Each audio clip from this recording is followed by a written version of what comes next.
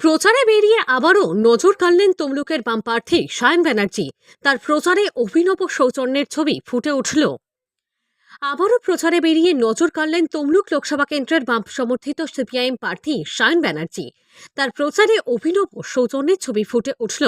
অভিনব সৌজন্যে রাজনীতি তমলুকের বাম প্রার্থী সায়ন ব্যানার্জির। প্রচারে বেরিয়ে বিজেপি কর্মী সমর্থকদের সঙ্গে শুভেচ্ছা বিনিময় করলেন তিনি।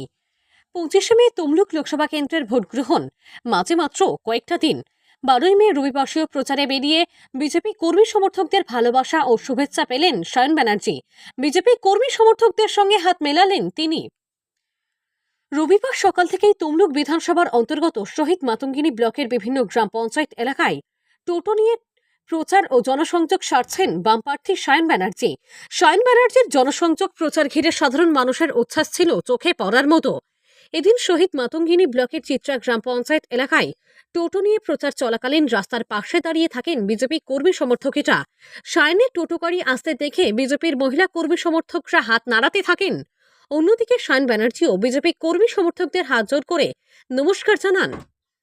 এমনকি হাত মিলিয়ে শুভেচ্ছা বিনিময় করেন তিনি। এই অভিনব রাজনৈতিক সৌজন্য দেখা গেল সায়ন ব্যানার্জির ভোট প্রচারে। প্রসঙ্গত, পূর্ব মেদিনীপুর জেলার দুটি লোকসভা কেন্দ্রে এবারে বাড়তি গুরুত্ব পাচ্ছে তমলুক লোকসভা কেন্দ্রটি। তমলুক লোকসভা কেন্দ্রের প্রার্থী হিসাবে নাম ঘোষণা হওয়ার পর থেকেই তমলুকের মাটি কামড়ে রয়েছেন সায়ন ব্যানার্জি। সায়নের প্রধান দুই বিরোধী রাজনৈতিক দলের প্রতিপক্ষকে 1 ইঞ্চিও জমি ছেড়ে দিতে নারাজ। প্রচারে সকাল থেকে সন্ধ্যা পর্যন্ত তমলুক লোকসভা কেন্দ্রের বিভিন্ন প্রচার